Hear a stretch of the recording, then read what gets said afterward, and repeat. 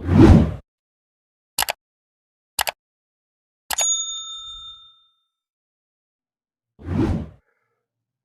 Morning friend. आज की class में आपका फिर से स्वागत है। आज की क्लास में हम लोग देखेंगे हुमायूं का पूरा इतिहास।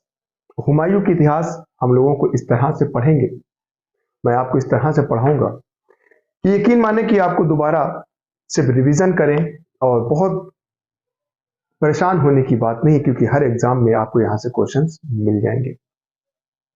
देखिए, इससे पहले वाली क्लास में मैंने आपको बाबर पूरी तरह से कंप्लीट कर रखा है।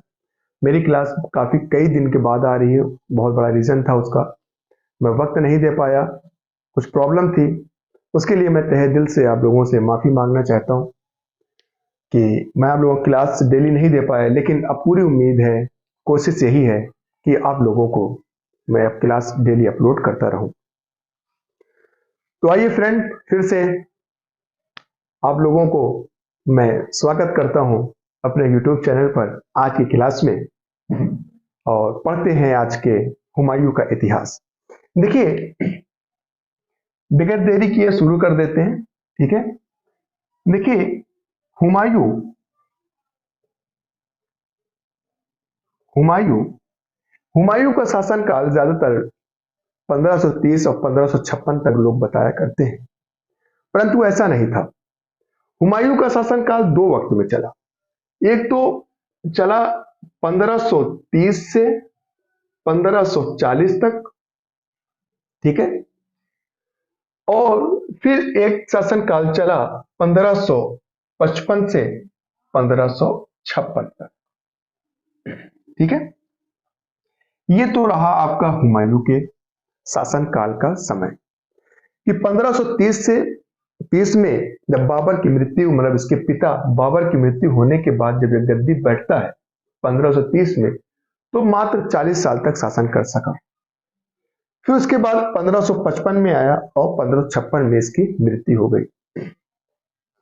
देखिए, हम आपको बताएं, हुमायूं का पूरा नाम लिखते चलेंगे कि हुमायूं का पूरा नाम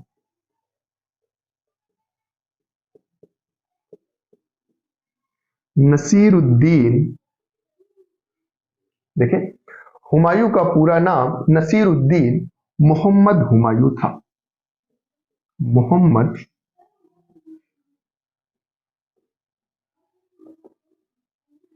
हुमायूं था, ठीक है।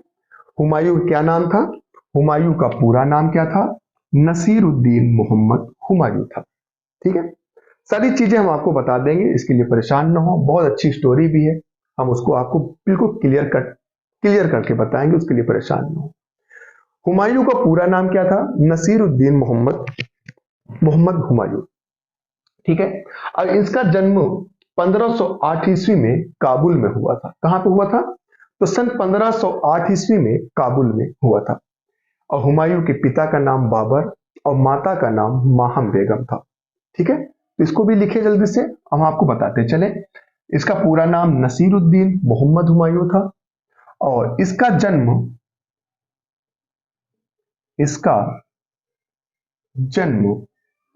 सन 1508 ईस्वी में काबुल में हुआ था, ठीक है। काबुल में हुआ था। अब देखिए, ठीक है। अब ये हुमायूं जो है, कौन? हुमायूं। हुमायूं के पिता का नाम क्या है? देख लें, तो पिता का नाम क्या है? बाबर, ये पिता हैं इनके। और माता माहम बेगम। माहम बेगम कौन है? ये माता है, ठीक है। तो हुमायूं के पिता का नाम क्या है भाई? ऐसे देखें, हुमायूं के पिता क्या नाम है? बाबर। और माता क्या नाम है? माहम बेगम माता का नाम है। तो मैं फिर से आपको रिपीट कर दूं, बता दूं कि हुमायूं को पूरा नाम नसीरुद्दीन मोहम्मद हुमायूं था। इसका जन्म सन 1508 ईस्वी में काबुल में हुआ था। इसके पिता का नाम जो है, पिता बाबर और माता माहम बेगम थी। अब यहां से थोड़ा सा स्टोरी समझे आप।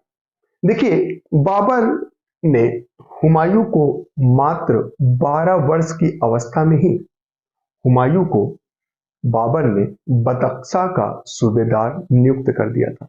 मतलब बदख्शा का सूबेदार बना दिया था।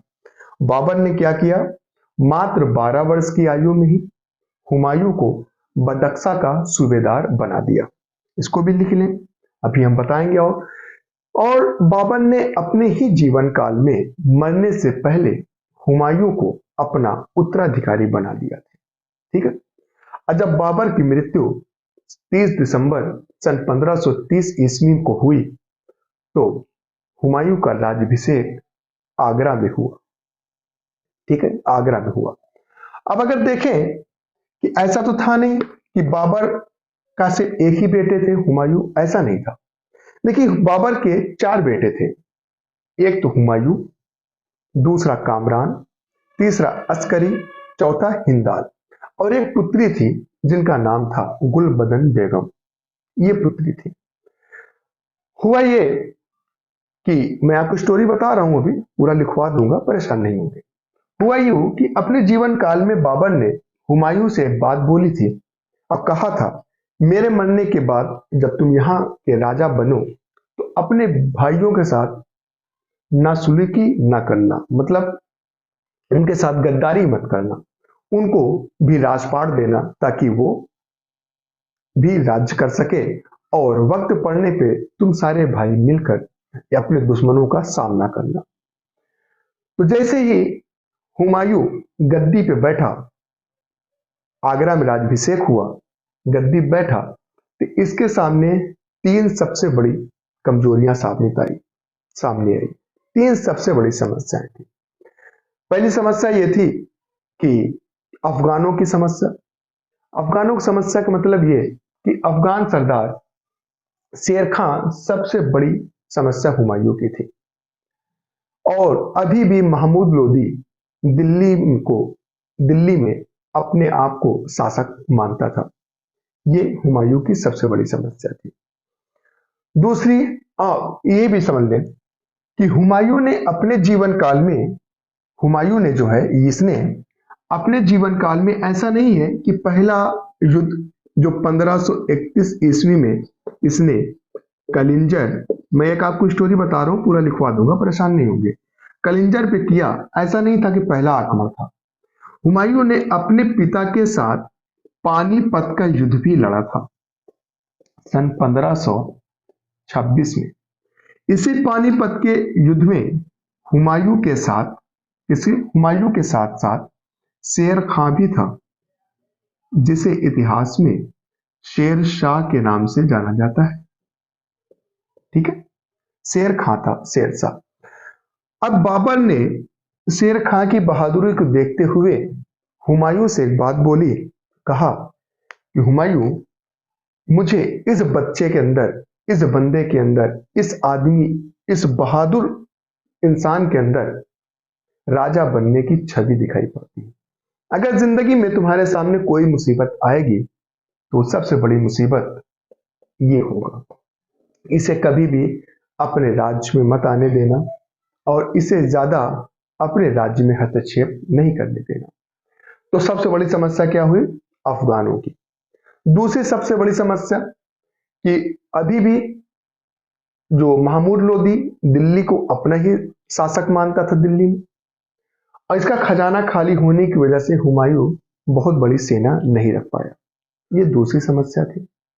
तीसरी समस्या थी इसके भाई, क्योंकि हुमायूं गद्दी पर बैठते ही अपने राज्यों को बांट दिया। जैसे कामरान को, अपने छोटे भाई कामरान को कंधार और काबुल का क्षेत्र दे दिया कि आप वहां जाके राज करें। अस्करी को संभल का क्षेत्र दे दिया, कहा कि आप वहां जाके राज करें। और हिंदाल को मेवाड़ दे दिया, आप जाके वहां पर राज करें।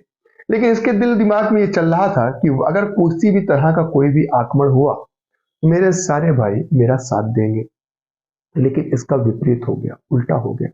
ऐसा हुआ नहीं, किसी ने साथ नहीं दिया। और एक इसके चचेरे भाई थे जिनका नाम था सुलेमान। सुलेमान को इसने बदख्शा का सूबेदार दिया। अब बदख्शा क्या, जहां का सूबेदार सबसे पहले हुमायूं था, जिसको 12 वर्ष की अवस्था में बाबर ने बदख्शा का सूबेदार हुमायूं को बनाया था। उस बदख्शा का सूबेदार इसने अपने चचेरे भाई सुलेमान को बना दिया। ठीक है, ये सबकी बड़ी समस्याएं थी। चलिए आइए देख लेते हैं इसके बारे में और लिख लेते हैं, एक नोट्स बनाते हैं और फिर से समझते हैं सारी बात।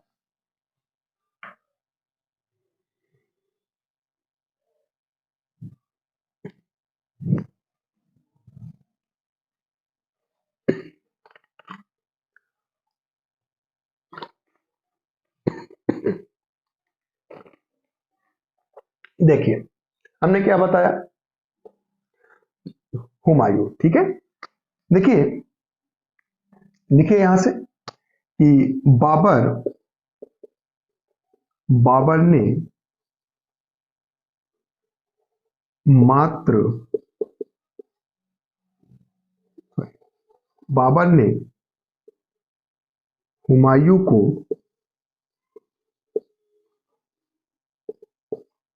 हुमायूं को मात्र 12 वर्ष की आयु में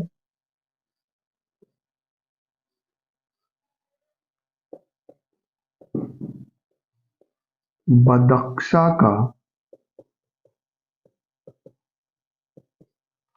सूबेदार बना दिया था, बना दिया। ठीक है, बदख्शा का सूबेदार नियुक्त कर दिया था, बना दिया था। आगे देखें, तथा बाबर ने तथा बाबर ने अपने ही जीवन काल में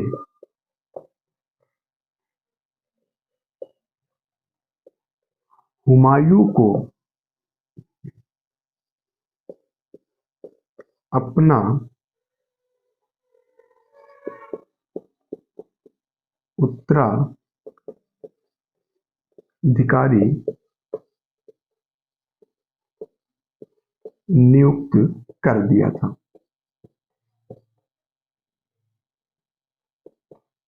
कर दिया था। ठीक है, क्यों कर दिया था? क्योंकि पानीपत के युद्ध को देखते हुए बाबर ने हुमायूं की बहादुरी को समझा और अपना उत्तराधिकारी बना दिया। फिर क्या हुआ कि देखे हैं कि 30 दिसंबर, कब भाई, 30 दिसंबर सन 1530 ईस्वी को बाबर की मृत्यु के बाद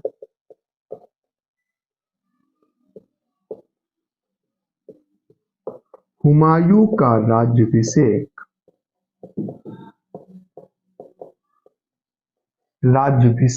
कहां पर हुआ? आगरा में हुआ। ठीक है, तो 30 दिसंबर 1530 ईस्वी को बाबर की मृत्यु के बाद हुमायूं का राज्याभिषेक आगरा में हुआ। ठीक है, ये बात समझ जाइए आप, और आप इसको जल्दी से नोट कर लीजिए। तो मैं आपको बता दूं, हुमायूं का पूरा नाम नसीरुद्दीन मोहम्मद हुमायूं था। इसका जन्म सन 1508 ईस्वी में काबुल में हुआ था। हुमायूं के पिता का नाम बाबर और माता का नाम महाम बेगम था। बाबर ने हुमायूं को मात्र 12 वर्ष की आयु में बदख्शा का सूबेदार नियुक्त कर दिया। आप लोग नोट कर लें। तथा बाबर ने अपने ही जीवन काल में हुमायूं को अपना उत्तराधिकारी नियुक्त कर दिया था। 30 दिसंबर 1530 ईस्वी को बाबर की मृत्यु के बाद हुमायूं का राज्याभिषेक आगरा में हुआ। ठीक है, मेरे ख्याल से नोट कर लिए होंगे। अब चलते हैं हम लोग आगे देखते हैं।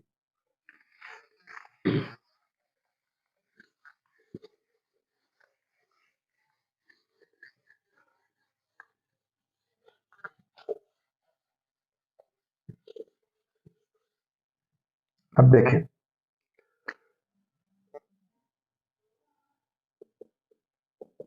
बाबर के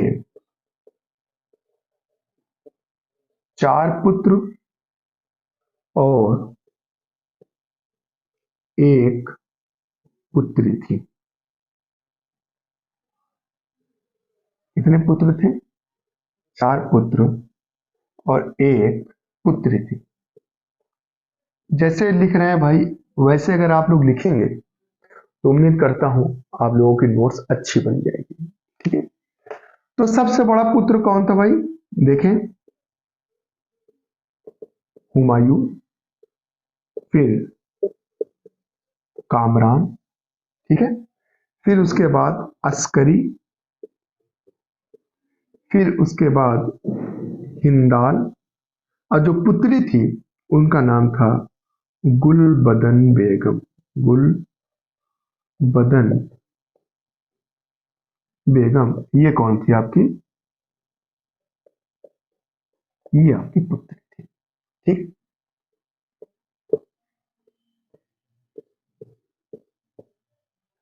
जल्दी से भी नोट कर लें कि बाबर के 4 पुत्र कौन कौन? हुमायूं, कामरान, अस्करी, हिंदाल, और पुत्री का नाम था गुलबदन बेगम। ये पुत्री है इनकी। ठीक है, देखिए, अपने पिता के आदेश पर हुमायूं ने अपने राज्य का बंटवारा कर दिया। तो हुमायूं ने क्या किया? देखें यहां पे,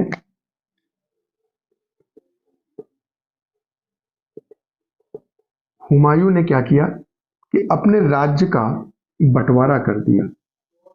कैसे? जैसे कामरान,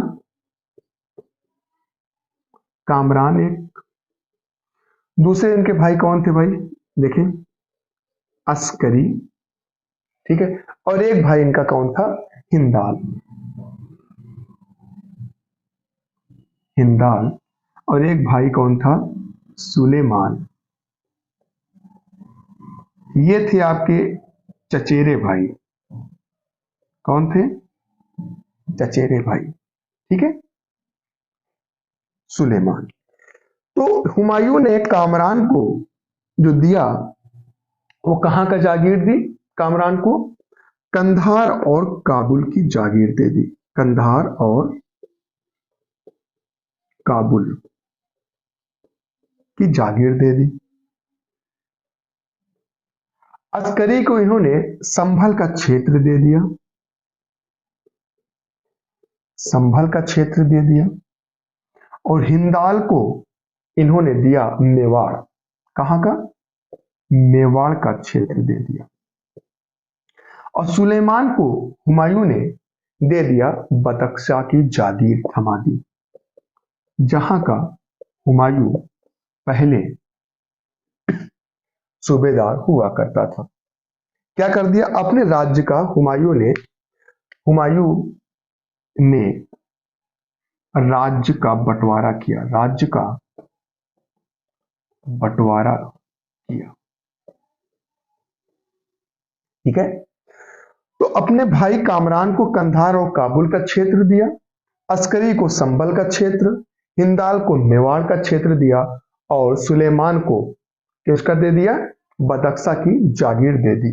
ठीक है, ये तो रही बात बंटवारे की। अब हम लोग देखेंगे हुमायूं जब गद्दी पे बैठा तो इसके सामने सबसे बड़ी समस्याएं कौन कौन सी थी उसको हम लोग समझते चलेंगे और लिखते चलेंगे। उम्मीद करता हूं इसको नोट कर लिए होंगे। अब आप लोग उसको देख लीजिए, ठीक है।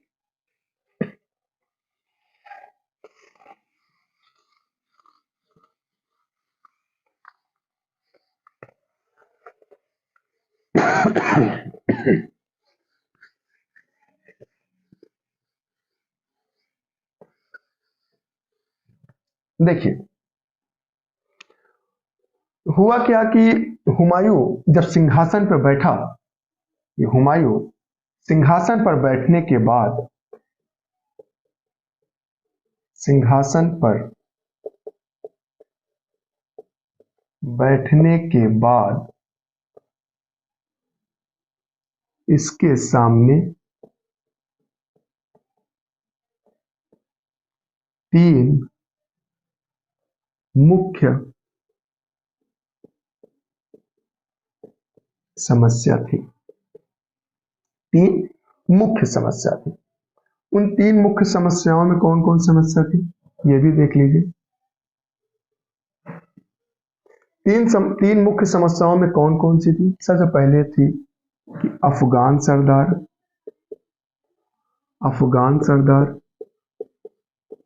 तीसरा सैन्य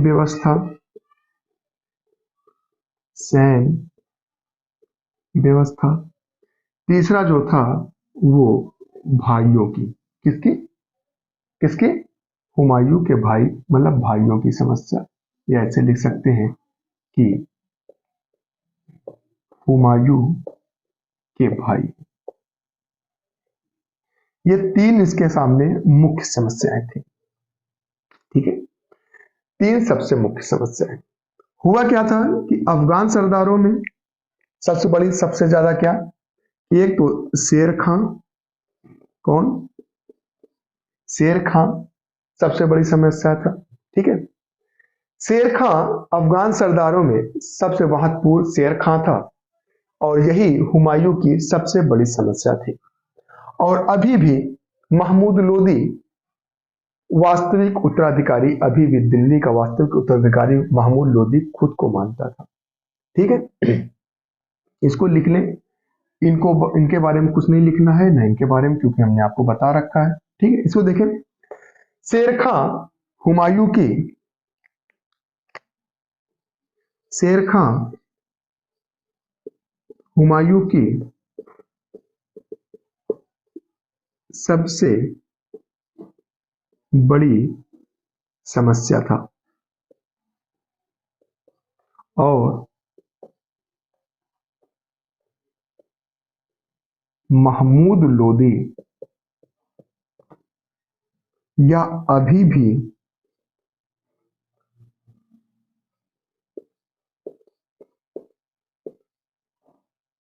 दिल्ली खुद को या अभी भी खुद को दिल्ली का वास्तविक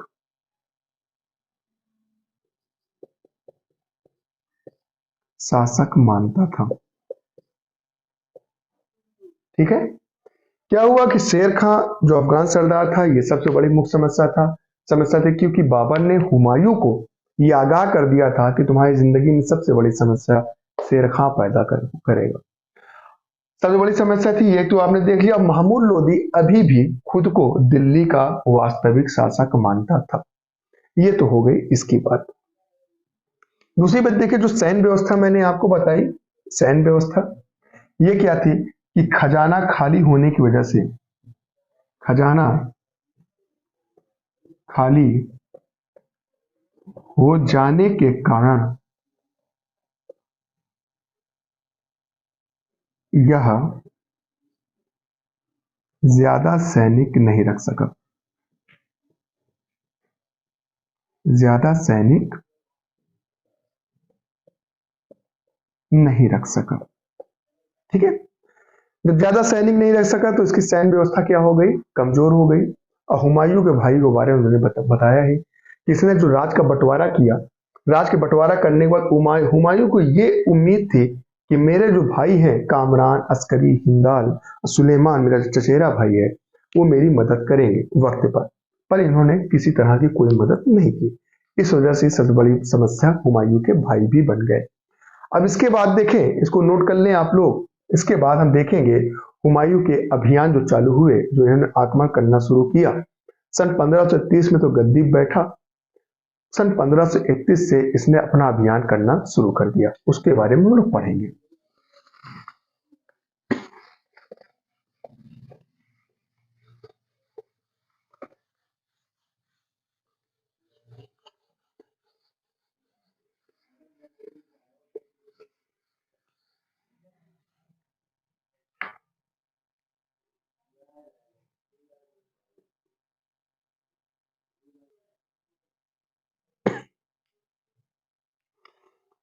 तो आइए अब हुमायूं के आक्रमण के बारे में पढ़ते हैं कि इन्होंने जितनी मेहनतें की अपनी जिंदगी में, कौन कौन से आक्रमण किए, कैसे किए, क्या कारण था, सारी चीजें हम लोग यहाँ पे विस्तार से पढ़ेंगे।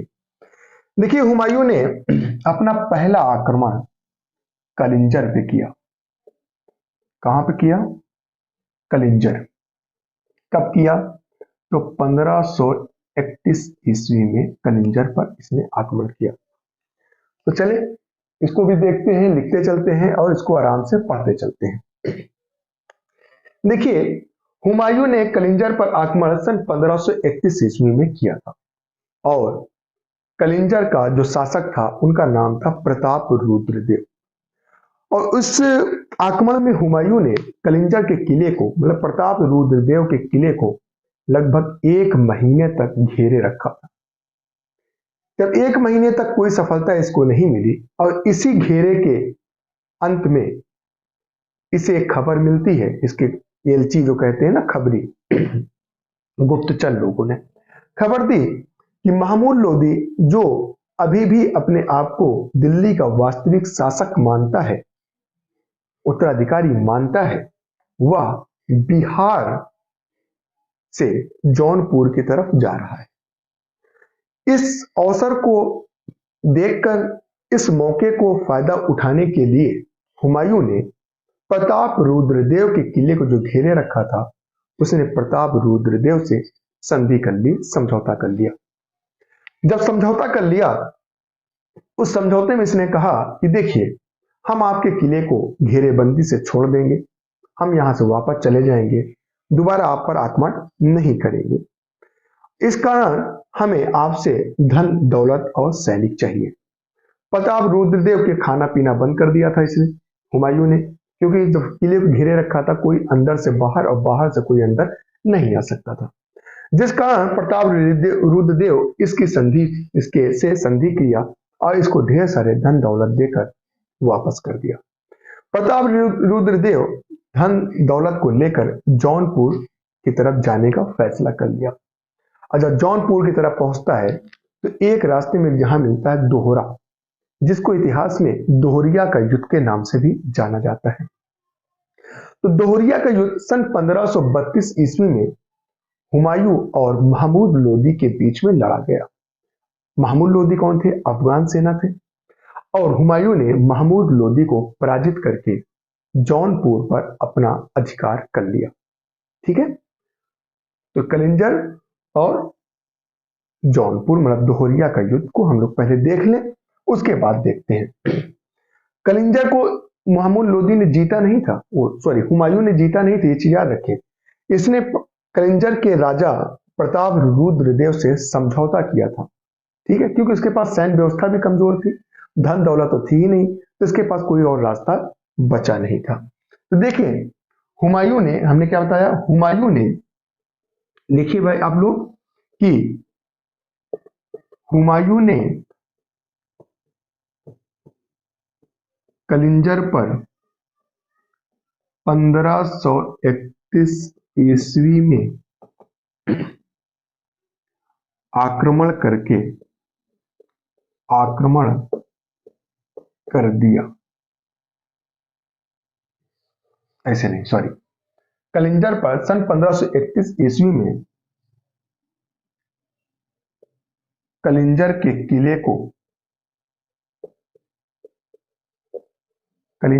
किले को घेर लिया। यहां का शासक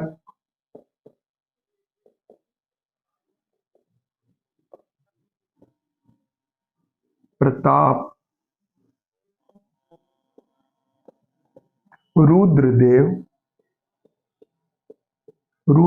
था। ठीक है, और इस किले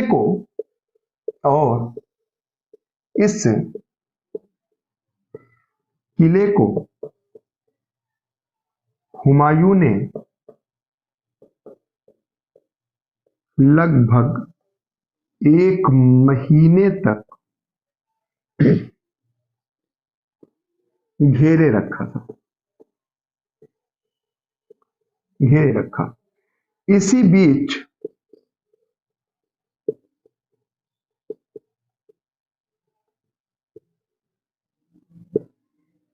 हुमायूं को खबर मिली कि महमूद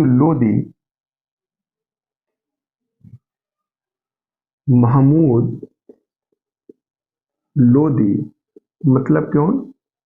बिहार का सरदार महमूद लोदी। ठीक है, महमूद लोदी, इसे लिखिए महमूद लोदी बिहार से जौनपुर की तरफ जा रहा है।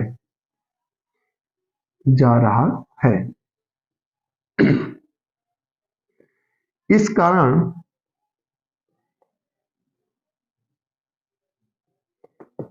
हुमायूं ने प्रताप रुद्र देव से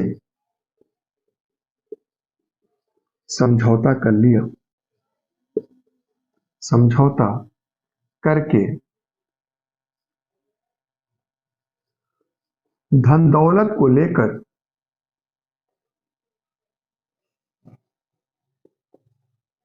जौनपुर की तरफ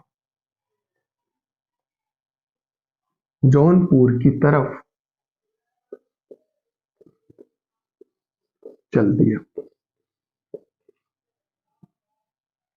ठीक है, जौनपुर की तरफ चल दिया। तो ये तो रही आपकी बात कलिंजर की। तो कलिंजर में हमने क्या बताया कि सन 1531 ईस्वी में हुमायूं ने कलिंजर के किले को 1 महीने तक घिरे रखा। अब कलिंजर के शासक कौन थे? प्रताप रुद्र देव। जब इसे खबर मिली कि बिहार से महमूद लोदी जौनपुर की तरफ जा रहा है, तो इसका फायदा उठाते हुए इसने प्रताप रुद्र देव से समझौता कर लिया और धन दौलत को लेकर ये जौनपुर की तरफ चल दिया। इसका दूसरा आक्रमण सन 1532 ईस्वी में दोहरा, जिसे हम लोग दोहरिया के नाम से जानते हैं। दोहरिया सन 1532। ठीक है, सन 1532। देखिए कि बिहार को जीतने वाली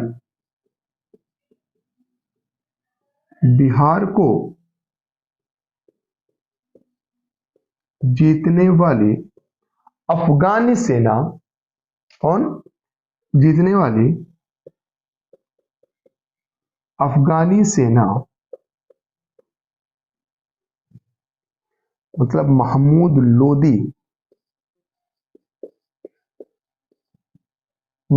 लोदी।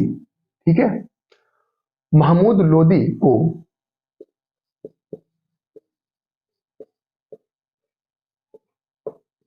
हुमायूं ने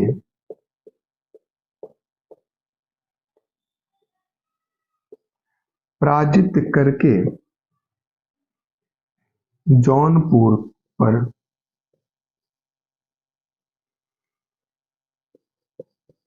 अपना अधिकार कर लिया।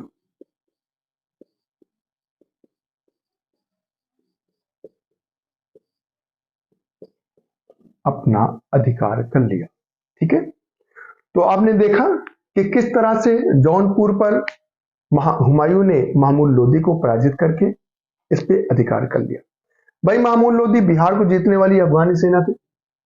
ये जब जीत कर जौनपुर की तरफ चले तो यहाँ पे क्या हुआ, इन लोगों को थकान लगी होगी, कहीं ना कहीं सैन्य व्यवस्था कमजोर हो गई। तो इसका ही फायदा उठाकर हुमायूं ने इस पे आक्रमण किया। कहां पर? दोहरिया के युद्ध में। दोहरा जौनपुर के बीच में पड़ता है। ठीक है, बिहार और जौनपुर के बीच में। तो बिहार को जीतने वाली अफगान सेना को महमूद लोदी को मतलब हुमायूं ने पराजित करके जौनपुर पर अपना अधिकार कर लिया।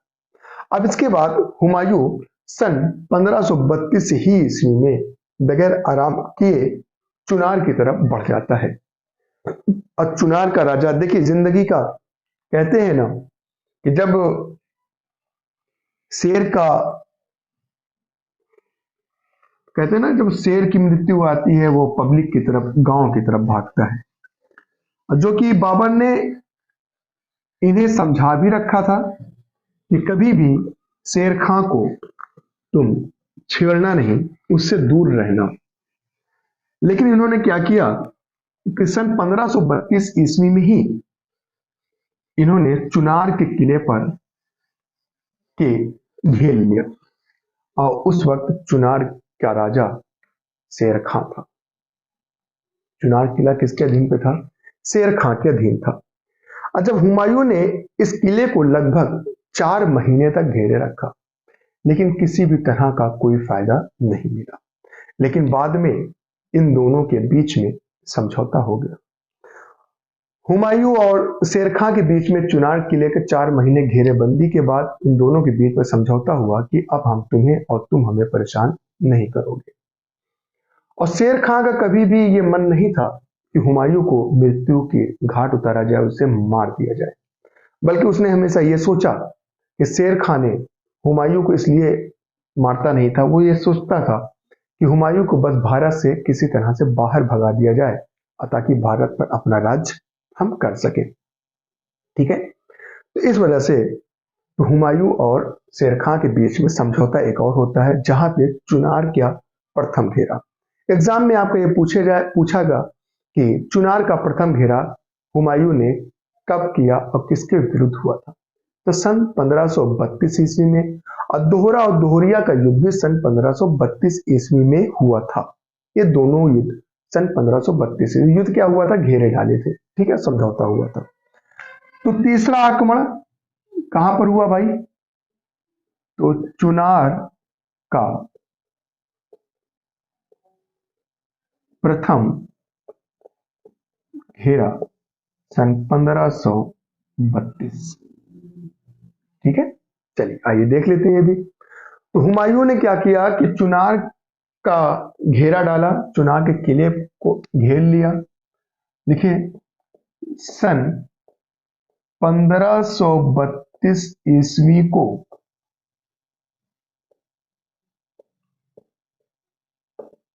हुमायूं ने चुनार के किले को घेर लिया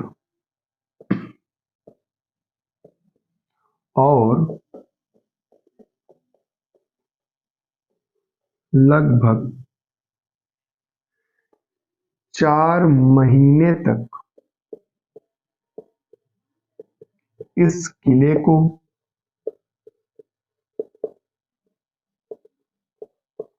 घेरे रखा था।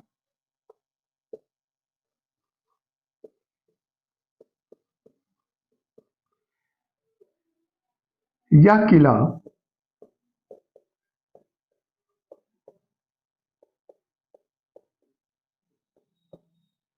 शेर खां के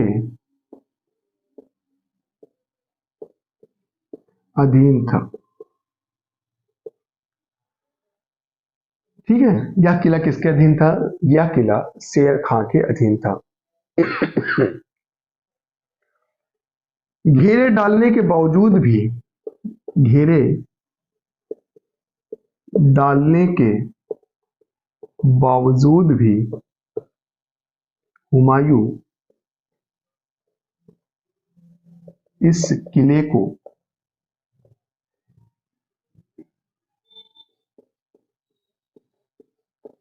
जीत नहीं सका, जिस कारण बाद में शेर खां और हुमायूं के बीच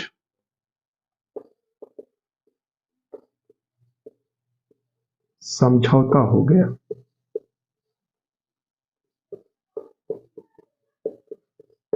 ठीक है, बस इतनी चीजें आपको याद रखनी है, मतलब ये पूरी चीजें याद नहीं रखनी है।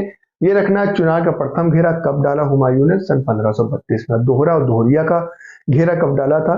सॉरी, लड़ाई कब हुई थी? किसके बीच? महमूद लोदी के बीच और हुमायूं के बीच सन 1532 ईस्वी में। और चुनार के जब प्रथम घेरा डाला तो चुनार किला किसके अधीन पे था? तो शेर खां के अधीन था। किसके? तो शेर खां के अधीन था यह किला। और घेरा डालना कितने महीने तक डाला था? तो 4 महीने तक इस किले को घेरे रखा। लेकिन जब कोई रिजल्ट नहीं मिला इसे, तो इसने महमूद लोदी शेर खां से हुमायूं और शेर खां के बीच में समझौता हो गया। ठीक है, यहीं से बढ़ते हुए आगे 1 साल बाद सन 32 में तो दोहरा का युद्ध हुआ और सन 32 में ही चुनार का प्रथम घेरा भी डाला। फिर 33 में इसने कुछ नहीं किया और 34 और 35 में हुमायूं ने, ये चौथा इसका आक्रमण था, हुमायूं ने गुजरात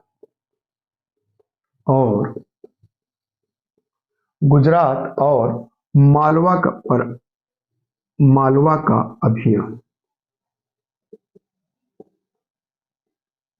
अभियान किया सन 1534 और 1535 में।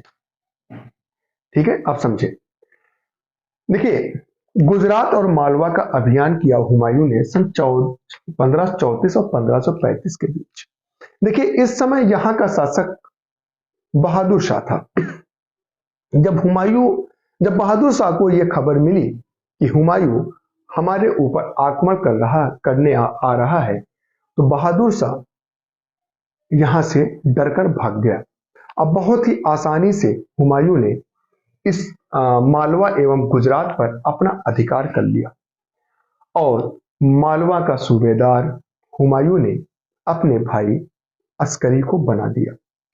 ठीक है, बात समझ में आए। गुजरात और मालवा का पर अभियान सन 1534-1535 के बीच में किया। यहां का शासक कौन था? बहादुर शाह था। अब बहादुर शाह को जब यह खबर मिली कि हुमायूं हम पर आक्रमण कर रहा है, तो वो डर कर अपने राज्य को छोड़कर भाग गया।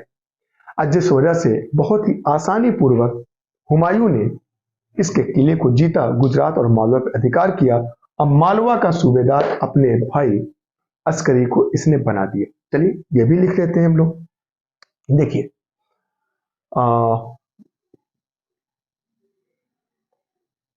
हुमायूं ने 1534-1535 ईस्वी में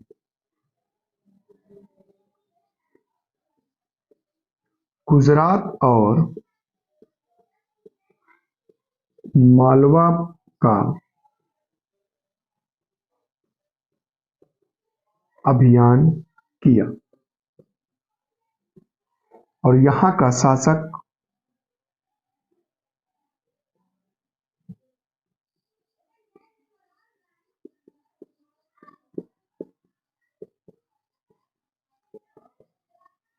बहादुर शाह था, जो डरकर भाग गया, जिस कारण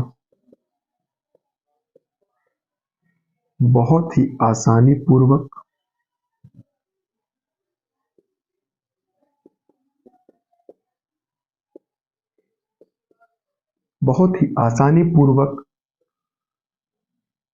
गुजरात और मालवा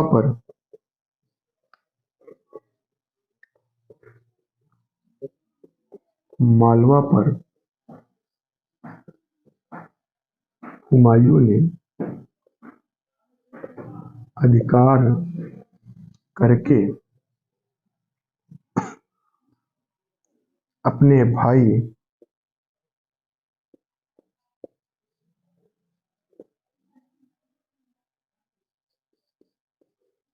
अस्करी को मालवा का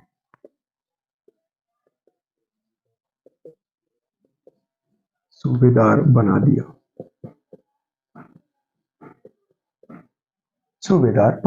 बात मेरी समझ में आई आप लोगों को कि गुजरात और मालवा का अधिकार सन 1534-1535 बीच में किया, यह अभियान किया और यहाँ का शासक बहादुर शाह था, जो इसके आक्रमण से डरकर वो भाग गया, जिस कारण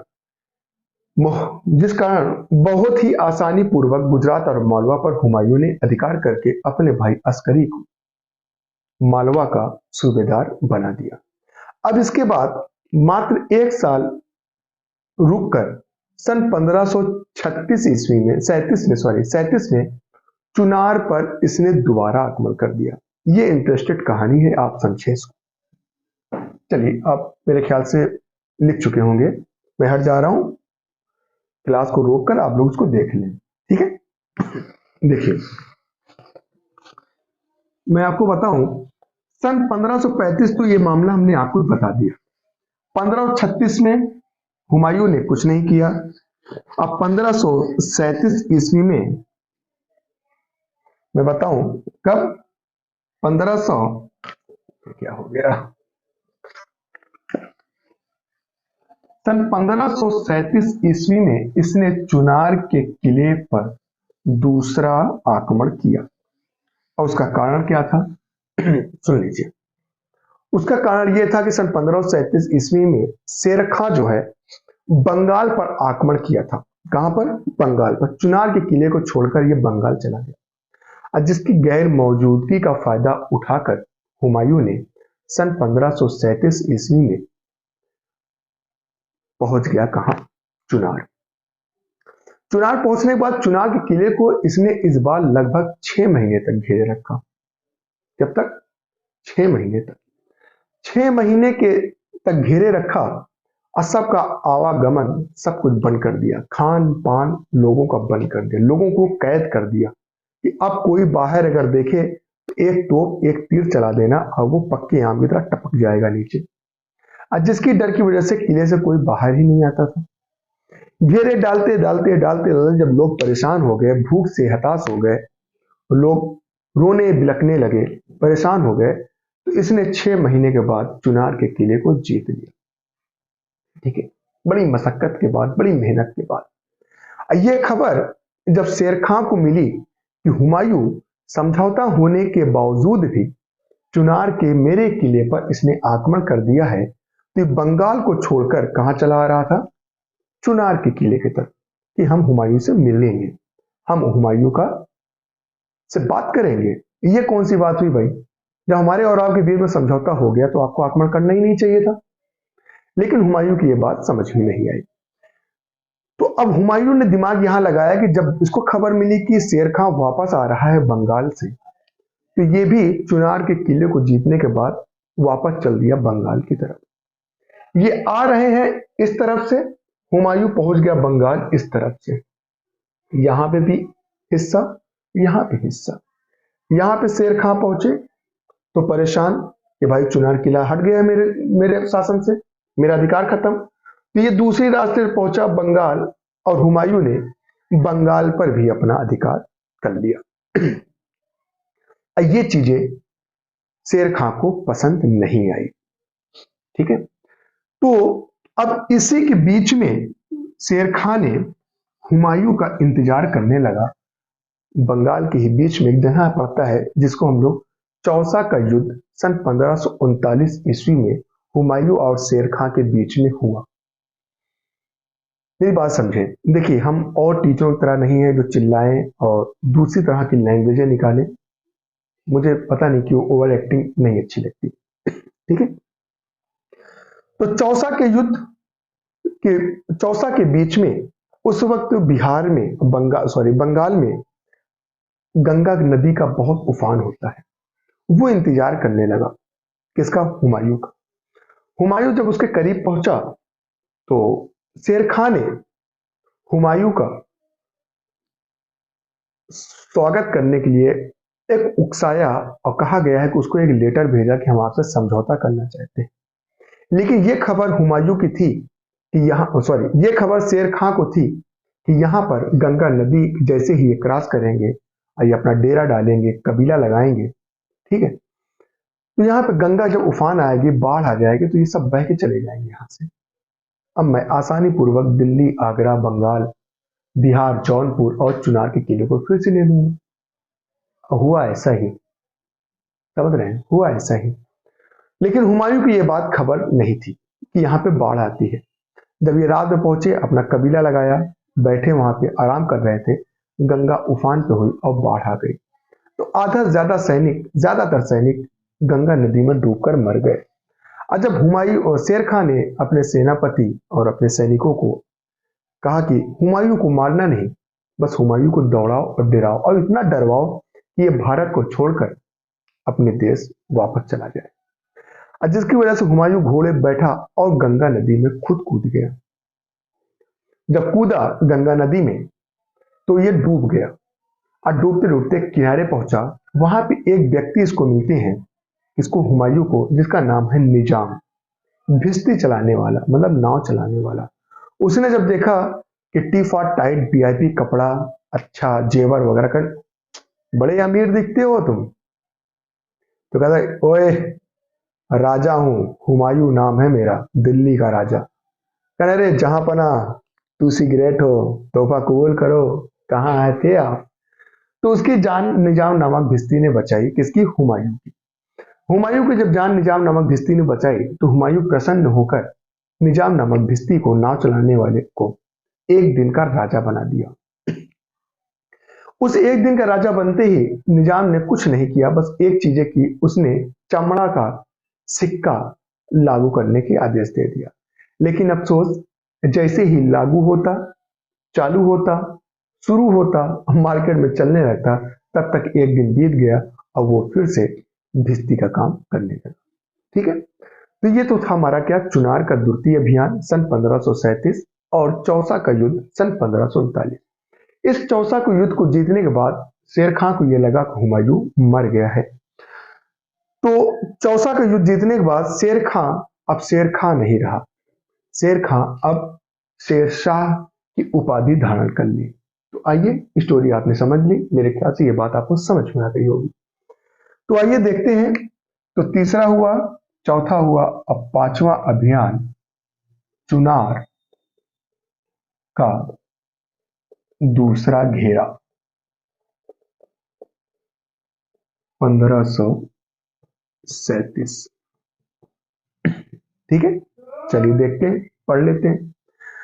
तो शेर खां लिखे कि सन 1537 ईस्वी में शेर खां बंगाल को जीतने के लिए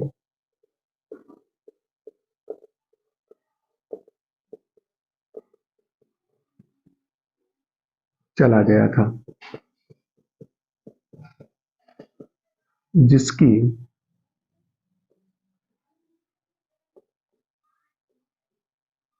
गैर मौजूदगी का फायदा उठाकर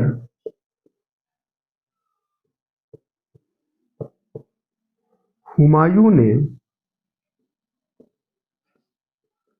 1537 में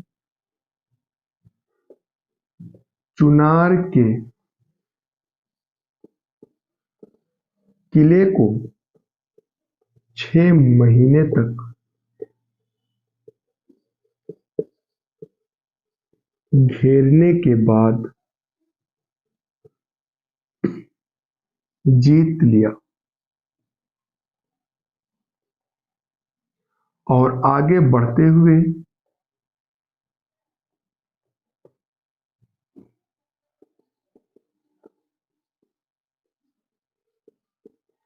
बंगाल पर भी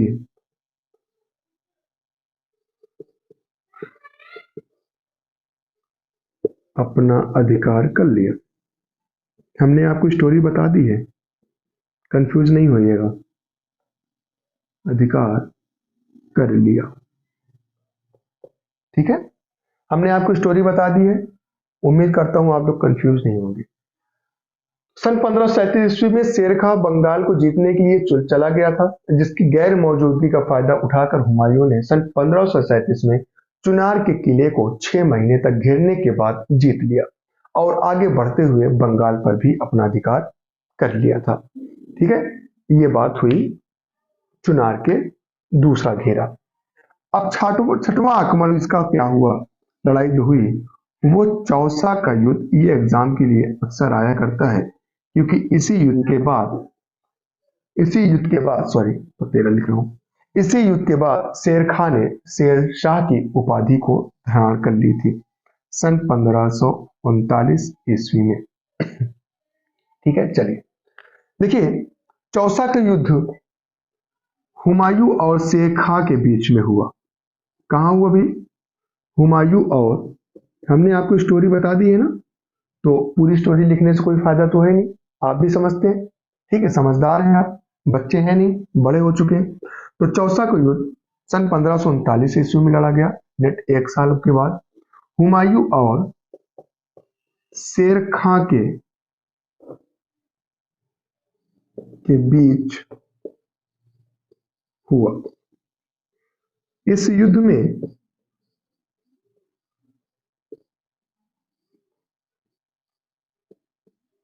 हुमायूं की ज्यादातर सैनिक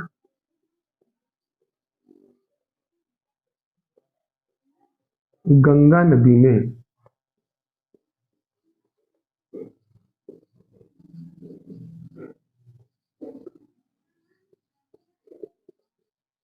डूबकर मर गई और हुमायूं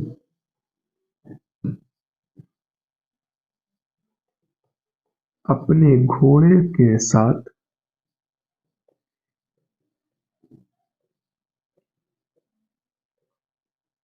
गंगा नदी में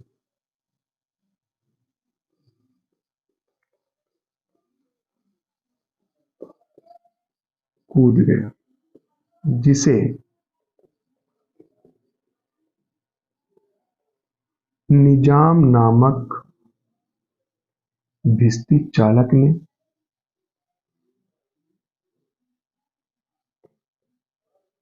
ने बचाया। ठीक है, निजाम नामक भिस्ती चालक ने बचाया, जिससे प्रसन्न होकर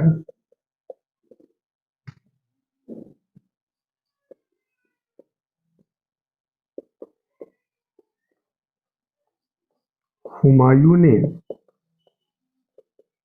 इसे एक दिन का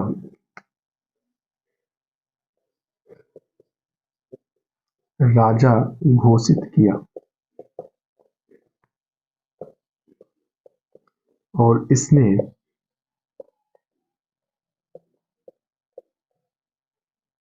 चमड़े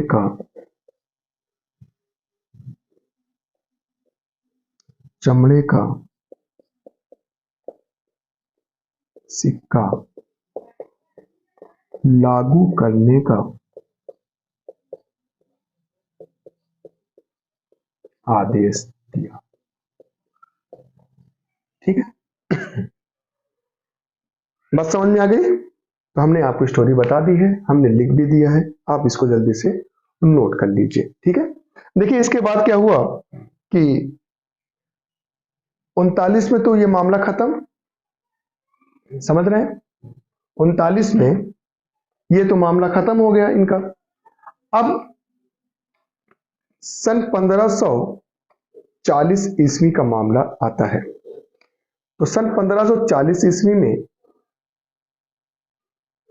जल्दी से आप लोग नोट कर लें पहले।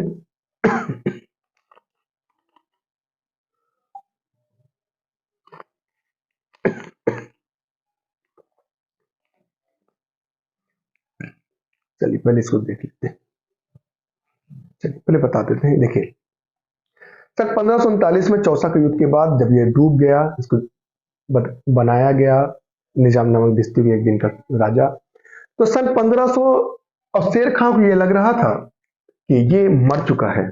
ठीक है, और कन्नौज विलग्राम का युद्ध सन 1540 ईस्वी में हुमायूं और शेर शाह के बीच में हुआ और इस युद्ध में भी फिर से शेर शाह विजयी हुआ और इसी कन्नौज विलग्राम का युद्ध में सन 1539 ईस्वी में ही शेर खान ने हुमायूं को पराजित करके मौत के घाट नहीं उतारा, सिर्फ पराजित किया, क्योंकि उसका मकसद यह था कि हुमायूं भारत को छोड़कर बाहर चला जाए। तो पराजित करके इसने आगरा और दिल्ली पर शेर खान ने अपना अधिकार कर लिया और इसी युद्ध के पराजित होने के बाद हुमायूं लगभग 3 सालों तक सिंध और राजस्थान के क्षेत्रों में दर बदर भटकता रहा। निर्वासन काल के दौरान हुमायूं ने अपने भाई हिंदाल के आध्यात्मिक गुरु थे जिनका नाम था मीर अली, तो उनकी बेटी थी एक हमीदा बानो बेगम। तो हमीदा बानो से 29 अगस्त सन 1541 ईस्वी में हुमायूं ने विवाह कर लिया। यही हमीदा बानो थी जिन्होंने एक बहादुर बेटे अकबर को जन्म दिया। हुमायूं सन 1543 ईस्वी में, शादी के बाद 2 साल बाद, सन 1543 ईस्वी में यह ईरान चला गया और वहां ईरान के एक शासक थे जिनका नाम था तहमास्प। तहमास्प की सहायता से सन 1545 ईस्वी में हुमायूं ने अपने भाइयों से कंधार और काबुल को छीन लिया था। बात समझ में आ गई? क्या समझे? फिर से समझे। लेकिन टाइम 1 घंटा, 1.5 घंटा, सवा घंटा जो हो रहा है होने दीजिए, लेकिन पढ़िए ऐसा कि दोबारा आपको जरूरत किसी चीज की न पड़े। चौसा का युद्ध 1539 ईस्वी में गंगा में डूब जाने के कारण ये जब उसको बचा लिया गया, निजाम ने बचाया, तो सन 1540 ईस्वी में कन्नौज, मतलब एक इतिहास में भी बिलग्राम का युद्ध भी आता है, दोनों याद रखें। ये युद्ध भी शेरशाह, क्योंकि अब शेर खां शेरशाह बन चुका है ना, शेर खां अब शेरशाह बन चुका है, क्योंकि इसी युद्ध के बाद कहा गया, इसने एक अपना वो ले लिया था, ठीक है। चौसा के युद्ध के बाद जो है शेर खान ने एक उपाधि ली जिसको शेरशाह के नाम से जानते हैं, ठीक है। नहीं लिखा क्या?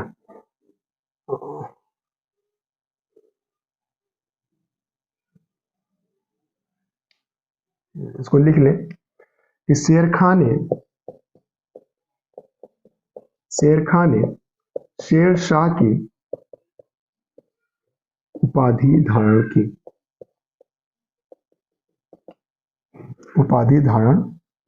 ठीक है। तो चौसा के युद्ध को जीतने के बाद शेर खान ने शेरशाह की उपाधि धारण की थी, ठीक है भाई।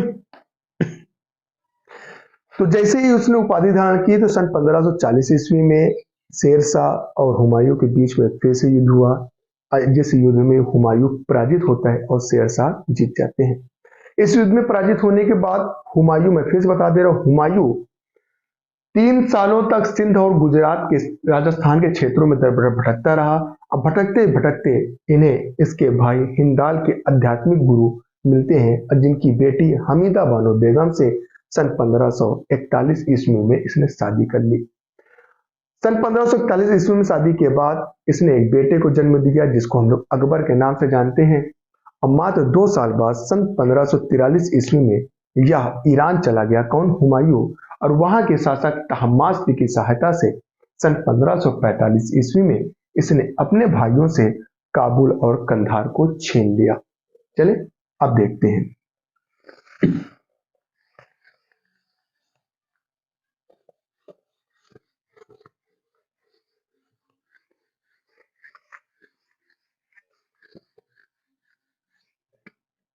देखिए ये छठा युद्ध है। कौन सा?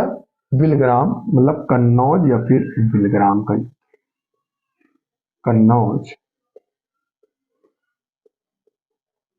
बिलग्राम सन 1540 में। देखिए चलिए ठीक है। यह युद्ध शेरशाह, क्योंकि चौसा के युद्ध के बाद शेर खां उपाधि धारण किया था शेरशाह की, यह युद्ध शेर खां और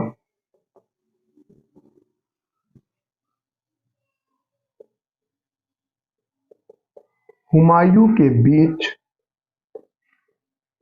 लड़ा गया। इस युद्ध में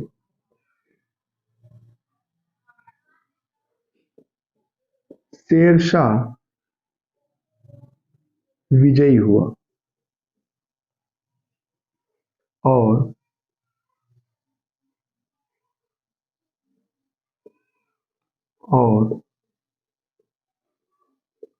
आगरा और दिल्ली पर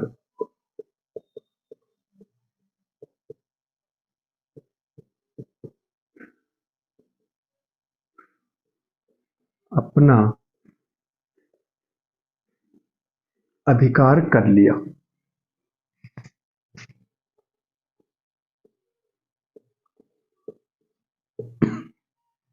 ठीक है, अधिकार कर लिया।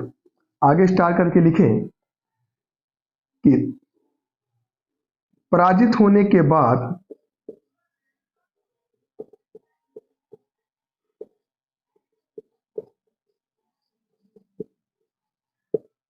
हुमायूं 3 साल तक राजस्थान और सिंध के क्षेत्र में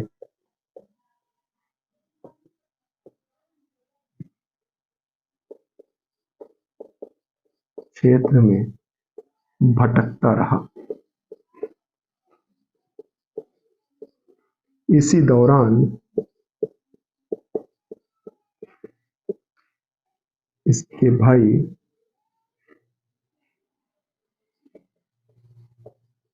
इसके, देखिए राइटिंग मेरी बहुत अच्छी नहीं है, ठीक है, इस पे बहुत अच्छी नहीं है, कॉपी लिखता हूँ ठीक ठाक है। इसके भाई हिंदाल के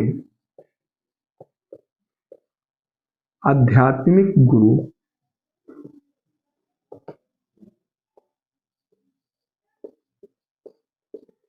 मीर अली की पुत्री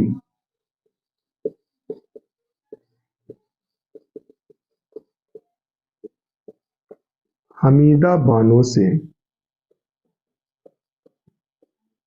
1541 ईस्वी में विवाह कर लिया। हमीदा बानो से सन 1541 ईस्वी में क्या कर लिया इसने? विवाह कर लिया।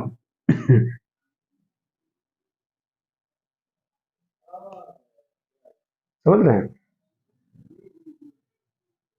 सन 1541 ईस्वी में इसने क्या कर लिया? विवाह कर लिया। तो विवाह करने के बाद सन 1543 ईस्वी में इसने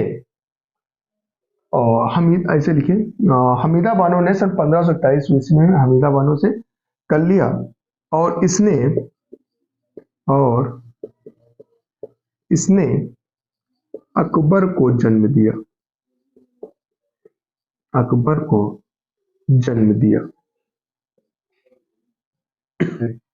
ठीक है, देखिए 40 में था, मुलाकात हुई 41 में, इसने शादी कर लिया। 3 सालों तक ये दर बदर भटकता रहा, याद रखें 3 सालों तक, सन 1543 तक, ठीक है, 3 सालों तक दर बदर इसने भटकता रहा। ठीक है, हाँ ये मत सोचिएगा 40 में तो हुआ 41 में तुम्हारी शादी होगी, हाँ हुई थी।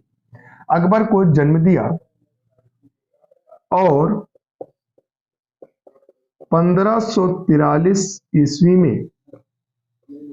ईस्वी में यह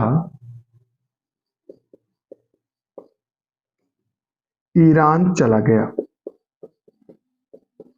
और ईरान के शासक, ठीक है, और ईरान के शासक तहमास्प सही है, और तहमास्प की सहायता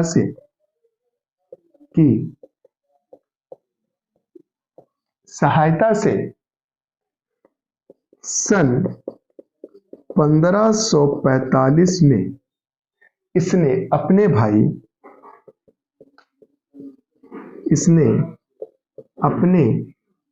भाई से काबुल और कंधार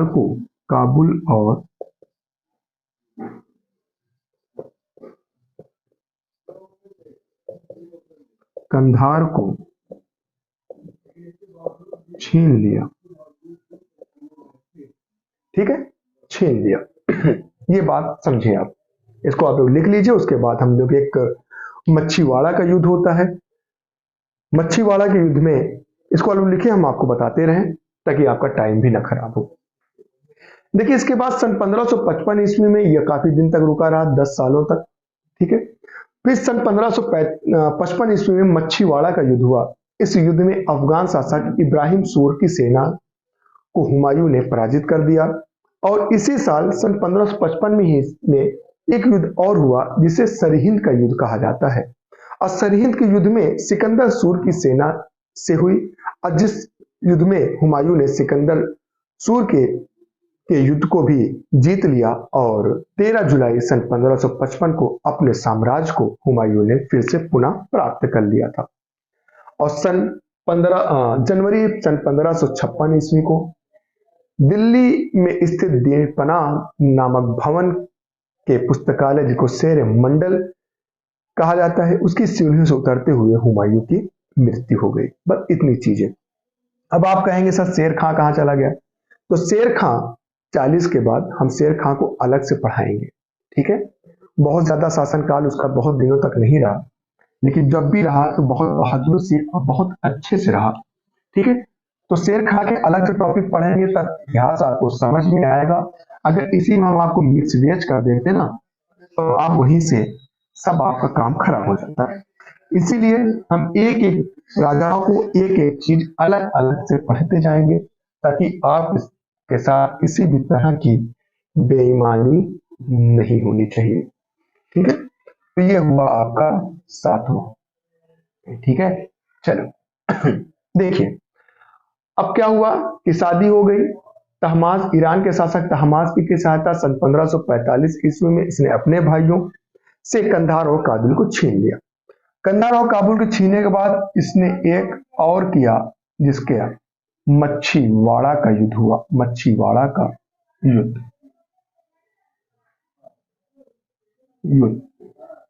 सन 1555 ईस्वी में, ठीक है। सन 1555 ईस्वी में यह देखें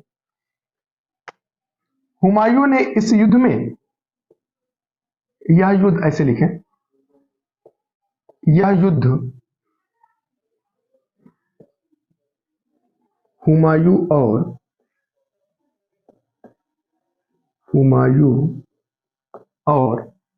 कौन से, यह युद्ध हुमायूं और अफगान शासक इब्राहिम सूर और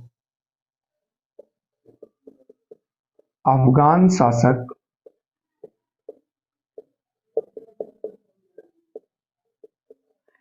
इब्राहिम सूर के बीच हुआ, के बीच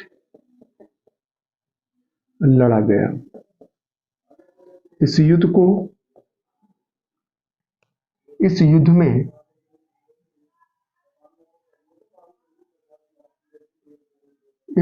में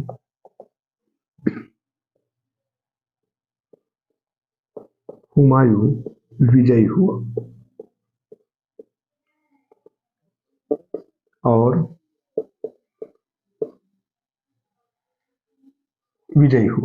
फिर आगे लिखे ऐसे 8वां सरहिंद का युद्ध। सरहिंद का युद्ध सन 1555 में। यह युद्ध भी लिखे, यह युद्ध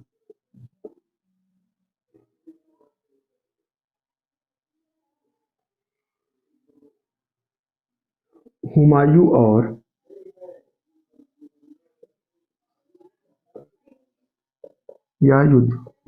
और किसके बीच हुआ था, जल्दी बताएं। यह युद्ध हुमायूं और सिकंदर सूर, ठीक है। कौन? यह युद्ध हुमायूं और, बताइए, सिकंदर सूर के बीच में लड़ा गया। हुमायूं और सिकंदर सूर के बीच में। ये सब सूर वंश के थे, ठीक है, बात समझिए। सूर वंश की स्थापना शेरशाह सूरी, ठीक। सिकंदर सूर के बीच हुआ। इस युद्ध में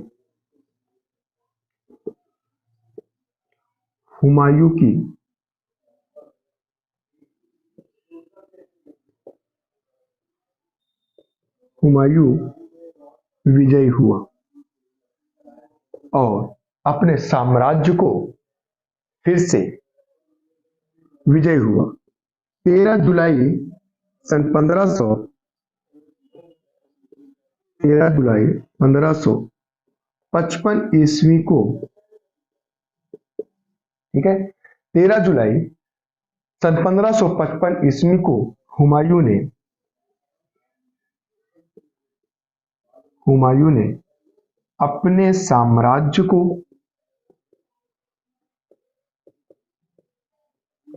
पुनः प्राप्त कर लिया।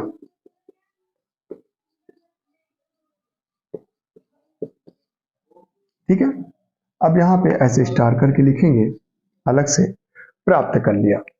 तो क्या हुआ, मच्छीवाड़ा का युद्ध सन 1555 में ही हुआ। इस युद्ध में भी हुमायूं ने इब्राहिम सूर जो अफगान शासक थे उसको पराजित कर लिया। और इसी साल सन 1555 में ही सरहिंद का युद्ध भी हुआ, और जिसे हुमायूं ने सिकंदर सूर जो अफगान शासक थे उसको भी पराजित करके अपने शासन को, साम्राज्य को सन 13 जुलाई सन 1555 ईस्वी में इसने अपने साम्राज्य को पुनः प्राप्त कर लिया। किसके बीच हुआ, हुमायूं और सिकंदर सूर के बीच। ठीक है, अफगान शासक इब्राहिम सूर और हुमायूं के बीच। इसमें हुमायूं विजयी हुआ और इसमें भी हुमायूं विजयी हुआ था। इसके बाद क्या है देखें, जनवरी 1556 ईस्वी को लिख लें, ऐसे लिखिए, हुमायूं की मृत्यु, हुमायूं की मृत्यु जनवरी 1556 को दिल्ली में सन 1556 को दिल्ली में दीन पनाह, किसमें, दीन पनाह भवन के पुस्तकालय, दीन पनाह भवन के पुस्तकालय मतलब शेर ए मंडल की सीढ़ियों से गिरकर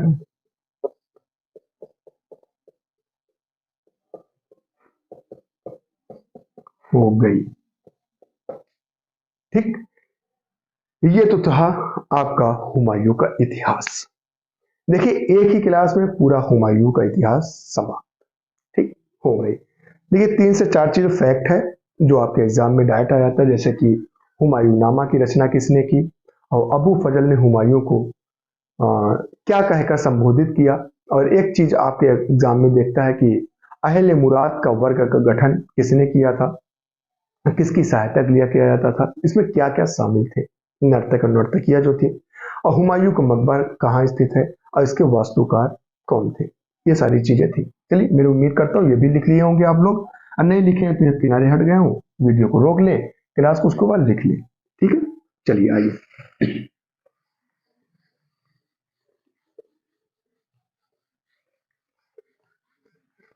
अब आप लोग इसमें लिखें इंपॉर्टेंट फैक्ट करके, इंपॉर्टेंट फैक्ट करके लिखें। चलिए लिखते हैं ना, लिखिए, हुमायूं नामा की रचना गुलबदन बेगम ने की थी।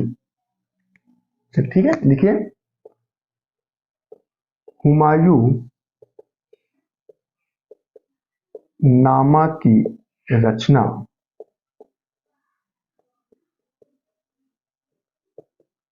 गुलबदन बेगम, गुलबदन बेगम कौन थी, इसकी बहन गुलबदन बेगम ने की थी। ठीक है, दूसरा देखें, दूसरा लिखिए आप लोग, लिखिए, अबुल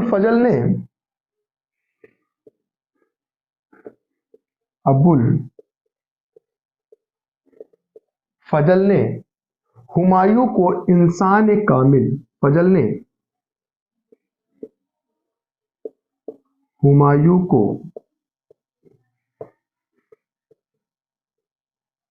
इंसान ए कामिल कहकर संबोधित किया था। कहकर क्या किया था, संबोधित किया था।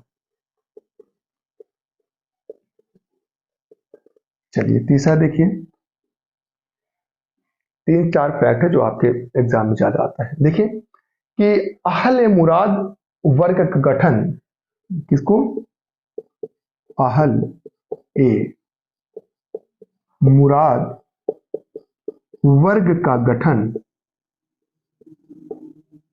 हुमायूं ने किया था, हुमायूं ने की थी। ठीक है, हुमायूं ने की थी। या प्रशासन के लिए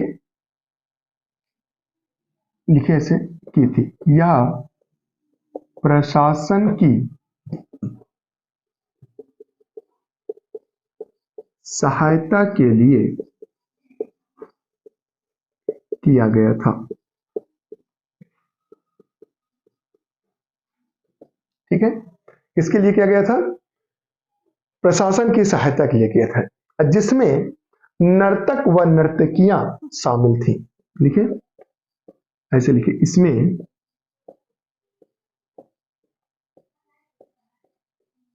नर्तक और नर्तकियां शामिल थी। चलिए आगे देखें, एक और है सबसे इंपॉर्टेंट कि हुमायूं का मकबरा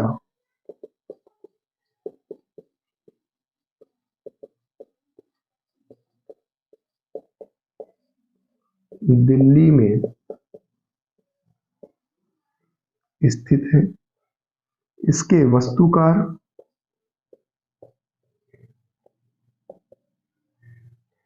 वास्तुकार मिराज मिराक मिर्जा घियास थे। क्या थे इसके वास्तुकार मिराक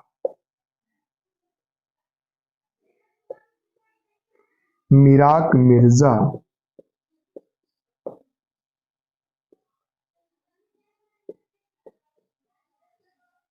घियास थे। बस आपको अब हुमायूं के बारे में कुछ भी नहीं पढ़ना, इससे ज्यादा आपको कुछ भी नहीं पढ़ना। उम्मीद करता हूं आज की क्लास आपको बहुत अच्छी लगी होगी और सारी बातें आपको समझ में आ गई। कोई भी प्रॉब्लम हो, किसी भी तरह की दिक्कत हो, कोई भी तरह की मेरी सहायता चाहते हैं आप, तो मुझे व्हाट्सअप कर सकते हैं। कोई भी तरह के क्वेश्चन पूछना हो तो आप मुझे व्हाट्सअप कर सकते हैं, मुझसे कांटेक्ट कर सकते हैं आप। ठीक है, मैंने इससे पहले सारी क्लासेस में मैंने अपना कांटेक्ट नंबर दे रखा है और उम्मीद करता हूँ आज की क्लास आपको बहुत अच्छी लगी होगी, समझ में आया होगा। बस आपका सपोर्ट चाहिए, आपका प्यार बनाए रखें अपना, बस आप सबका साथ चाहिए और कुछ नहीं, बस लाइक शेयर एंड सब्सक्राइब करें, ज्यादा से ज्यादा शेयर करें, क्योंकि मकसद हर उन स्टूडेंट तक पहुंचाना है एजुकेशन को जो बच्चे सिर्फ पैसों के कारण एजुकेशन को नहीं ले पा रहे हैं। बस मिलते हैं अगली क्लास में, तब तक लिए आप अपना ख्याल रखें। Take care.